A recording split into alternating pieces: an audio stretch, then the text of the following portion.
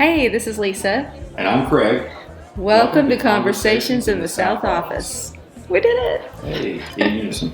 We should do Sounds good. synchronized swimming sometime. Yeah, I know. That'd be fun to watch you do. No, Would you please wear like a water tutu or something? No. I'd love to see that.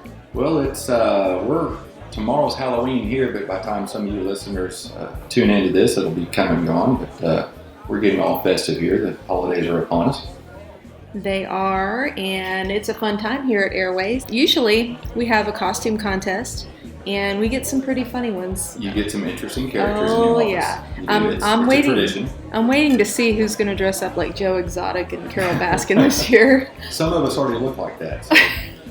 Won't be that hard then, will it? Well, you can check out the pictures on our Facebook or Instagram or LinkedIn, Twitter, whatever you like.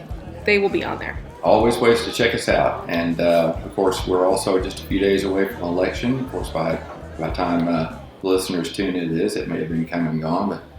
But it makes you wonder which of those two evenings more scary ghouls are going to come out, Halloween or election night. But it's a weird time of year. American politics is disturbing, to say the least. It's scary, but it is what it is. Let's get through it and get back to business. Yeah, I'd love that. What are you going to do Thanksgiving? You have any plans? I know we're not supposed to have big family gatherings or anything, but... Nobody's supposed to have big plans for Thanksgiving, but I think close family will still get together. I would be amazed if most people don't do that. We're going to. Yeah, we are too. With precautions. Just can't go through Thanksgiving without having turkey dinner. You got to get together. You got to have a meal. You got to eat till you're more than stuffed, and then you got to lay around. I know. Play some football. Yeah, either play some football. That's what our family does. Yeah. We play a round of football in the grass. Hopefully, it's not raining. Yeah. Ugh, it's gonna be wet though, isn't it? So you guys get down and dirty after the bellies are full? Yes, we have. Before the pie or after we the have pie? our Olympics, our family Olympics. We do football and tennis and basketball and whatever else we can fit in. Do you have medics on site? No. Think about it. There's not too many injuries though. And how many people is that usually?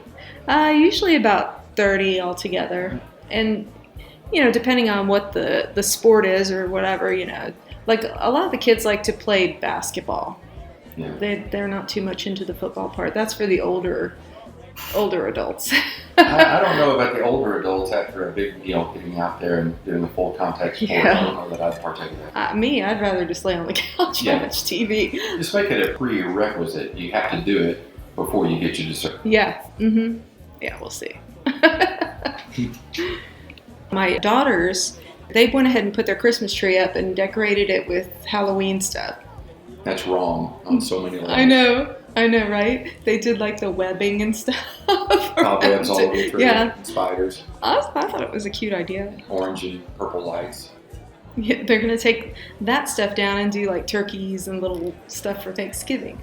Like, you get to keep your tree up. Well, then why don't you leave your tree up in February and have a Valentine's tree? Yeah, you could just leave it up all year long. You perked up when I said that. I know. I think that's a great idea. Except for we always get a real tree at my house. There's no way I could keep one alive that long. Highly flammable. I do good for the 2 weeks I Yeah. Got to crawl under there and put some water in there. Hey, do you have more than one tree in your house? No, I refuse. Yeah, we're one of the families that has 3 or 4 scattered throughout the house with different themes. I would love to, but there's nowhere for me to put them. Our house isn't that big, and we have too many dogs. They would knock them down. Packing all that up and getting it back into the attic every year. Oh, yeah. Do you have to climb on the house and put all the lights up? I used to, but I'm using old age as an excuse why I can't do that anymore. We were talking about that the other day. You can actually pay companies to come out and install your lights. Oh, yeah. They do a good job. I think that's a great idea. In and out quickly. Yeah. No injuries. Mm-hmm. Surely No burned out light bulbs that you have to go back in and fix later. Oh my gosh, that's such a pain. We would like to welcome our guest today, Jerome Casey. He is our Airways Freight International Ocean Freight Manager and has some things he would like to talk about in the ocean freight business. Welcome, Jerome. Thank you. Glad to be here. We'd like to start with just a little bit of background on you. How long have you worked here? I've been here a little bit over 18 years. What did you do before? Previous vocations? Well, I worked in a facility that handled trade show exhibits. It was a custom exhibit house builder that built custom exhibits for trade show clients. We handled exhibition freight, installations. Most of the time I was on site managing the installation and dismantle of exhibits for clients. So did your fair share of travel for them, and definitely done your fair share of travel for Airways. I know because I've traveled with you. We've been to trade shows together. You've done an extensive amount of travel on behalf of Airways. Vegas just one of many places, but what are some of the other places we've sent you to? Most of the major cities in the United States: Vegas, Miami, Chicago, Atlanta, Houston, Los Angeles, Anaheim, Seattle, Anywhere that Portland. hosts a convention, pretty much. Pretty much any place that has a major convention center. How about internationally? Internationally, I've been to Moscow, Russia for an event over there. That was a few years ago. Wow. That was interesting. I bet it was. Well, we'd like to touch on a few things that are kind of your world of specialty here. A little bit about the ocean freight that Airways does. First thing, I was just going to talk about, one way that one thing that sets ocean freight apart is just basically the mode of transportation, obviously. But you had mentioned something about how the cargo gets secured and how it gets handled. Talk a little bit about that. Well, as you can imagine, ocean freight containers get put on a vessel. Vessels move in three directions, sometimes at all simultaneously. Mm-hmm. They roll side to side, front to back, and up and down. So you have to keep that in mind when you're securing cargo within a container, that it can move multiple ways. It can also be loaded on flat racks or other types of equipment. So there are standards that those cargoes are to be secured with. Those are called NCB, or National Cargo Bureau standards. Mm-hmm. Sometimes, depending upon the type of equipment, there's an inspection required for that. In most cases, we take containers, if necessary, to a facility that's qualified to do that kind of work. In some cases, shippers are able to do that if it's going into a standard container. What are some of the things we at Airways do to set us apart from other ocean freight companies? In most cases, I've noticed that other forwarders or NVOCCs are compartmentalized. In other words, if you have an import shipment, you'll deal with one person. If it's an export shipment, you'll deal with another person. Customs-oriented tasks will be handled by yet another person. Most of the time, in our cases, we handle everything with a single operator. For instance, if a shipment is coming in for an exhibition, or a piece of freight that's coming in to be repaired that will subsequently return or re-export, you're going to deal with the same person from beginning to end, from A to Z. They'll handle all aspects of that shipment, from the importation, the ISF filing, the export filings, all the transportation needs.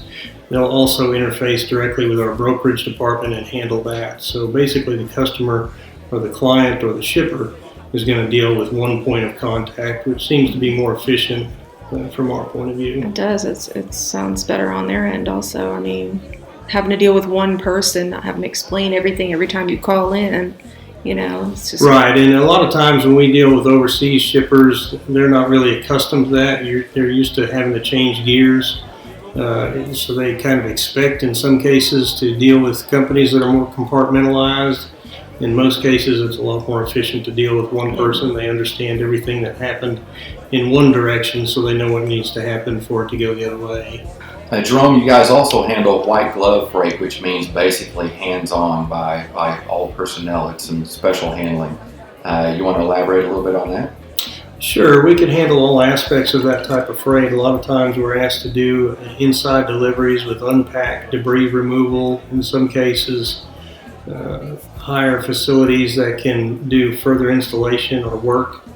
That's for the import side of things. On the export side of things, we do a lot of just the opposite. Pick it up inside, package it. It may require vapor barrier packaging or specialized packaging, crating, customized crates, sealing, vapor barrier of all sorts, then specialized loading to containers. We can supply crews that can handle that kind of specialized services and then either finalize the import or the export of those goods. What some people may not realize is something as simple as how a shipment is crated for ocean. anytime you're about import and export, even the style of wood, it has to be a certain degree. That's correct. In most cases, international shipping requires ISPM compliant materials. You can't just use regular wood. Other countries don't want to move bugs, for lack of a better term, in and out of their countries, or import or export species of bugs that are not native to their lands. So we use ISPM compliant materials. Each country, for the most part, except for a few very rare exceptions, have their own ISPM requirements. So we use packers and creators that are familiar with that. All the materials are stamped with an ISPM valid stamp and identification. That alleviates a lot of concerns at destination. If non-ISPM materials are used, and it can cause exams and delays and further costs and whatnot for the shipper, so we want to avoid that if at all possible. Obviously, ocean freight is exposed to moisture, so there's no way to avoid that. So, when cargo's inside a container, there's going to be moisture there, so we can package that to avoid that. We use desiccants or vapor barrier packaging to keep machinery rust-free and so on and so forth. You mean you haven't found a way to get salt water out of the equation when you're moving over the ocean? Not yet. Okay, work on it. That's not something you think about every day, really. That's interesting. So, in your time working in the International Ocean Freight Department, can you tell us about your most elaborate or most challenging, most interesting thing that you've done? Well, two things come to mind. We were involved in a very extravagant operation in South Florida for an ocean race operation. We had cranes operating, forklifts. We handled everything up to including 6 cranes at a time operating to lift both containers, cargo, also lifting race boats in and out of the water. We handled hazmat and dangerous goods shipments. We handled all aspects of the import, customs clearance, and subsequent re-export, export filings, and ocean bookings to return those goods. Another example would be we've handled some oversized off-road mining trucks that have come in through the port of Seattle and have gone up to the northern part of Canada to one of the diamond mines there. Those typical trucks weigh a little bit in excess of about 130,000 pounds. So they have to be timed so that the roads are actually frozen in Canada, otherwise you can't move that kind of cargo over the road. Wow. So there's a lot more involved than just picking it up and putting it down. Yeah. Amazing. That's cool. And Jerome, touch a little bit more on the Porsche shipping, the automobile shipping. Well, we did quite an extensive job for that facility. We actually imported all the ocean containers under a temporary import. We rented everything from portable restrooms to cranes, forklifts, jersey barricades, which are concrete barriers, office space. We provided services at 3 different locations, and then subsequently also handled storage and interim storage for temporary storage for those facilities, and then re-exported everything from whence it came. So that was an elaborate job that lasted over 3 weeks. High profile job. Yeah. Sounds like nothing is beyond your scope of work. I wish I would have given you one of those cars. Yeah, That would be nice, wouldn't it? No such luck. I love Porsche. All right. Well, thank you, Jerome, for joining us today. Yeah, we appreciate it. Thank you for having me. Hope you enjoy the holidays coming up, and the same to all of our listeners. Yeah. Feel free to come back and talk to us sometime. Bye. Appreciate it. Conversations in the South Office is brought to you by Airways Freight, where we're delivering more than performance.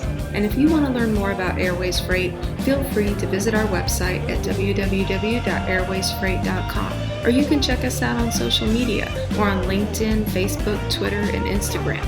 You can also catch our podcast on Spotify or YouTube. Be safe, and thanks for listening. Bye.